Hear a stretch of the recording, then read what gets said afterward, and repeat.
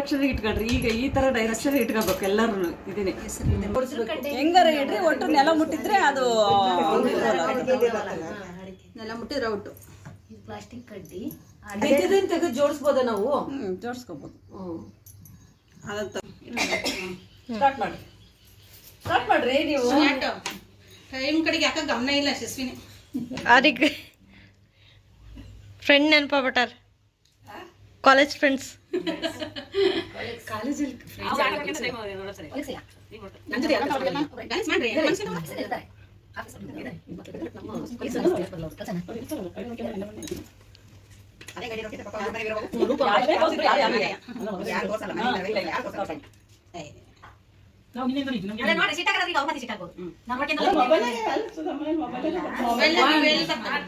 Two, 3, 4, 5, 6, 7, 8